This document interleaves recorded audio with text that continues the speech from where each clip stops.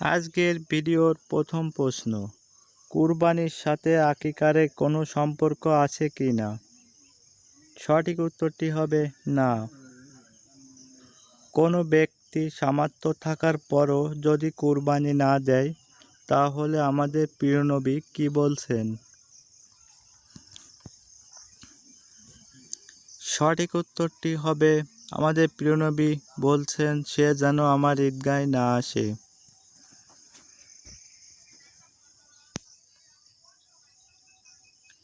কত ভরি সোনা এবং কত ভরি রূপা থাকলে তার উপর কোরবানি দেওয়া ফরজ?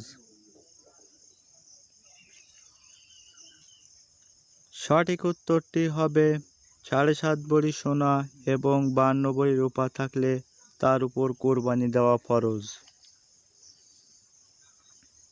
একটা গরু কয়জনের নামে কোরবানি দেওয়া জায়েজ আছে? সঠিক উত্তরটি হবে 7 জনের নামে কোরবানি দেওয়া জায়েজ আছে।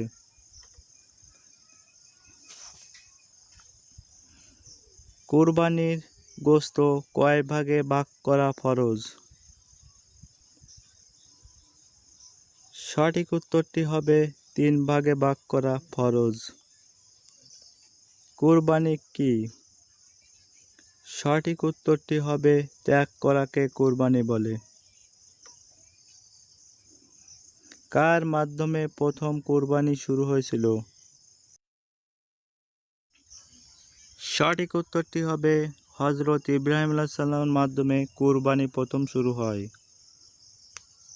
হাঁস মুরগি দিয়ে কোরবানি দিলে কি কোরবানি হবে? সঠিক উত্তরটি হবে হাঁস মুরগি দিয়ে কোরবানি দিলে কোরবানি জায়েজ হবে না।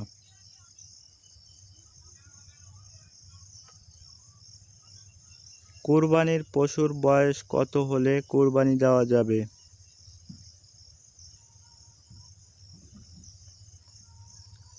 সঠিক উত্তরটি হবে 2 বছর বয়স হলে কোরবানি দেওয়া যাবে।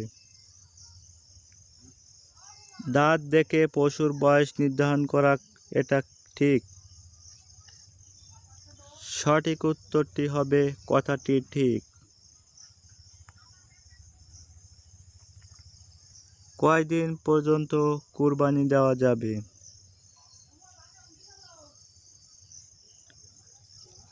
সঠিক উত্তরটি হবে 3 দিন পর্যন্ত কোরবানি দেওয়া যাবে। কোরবানির সবচেয়ে বড় ভুল কোনটি?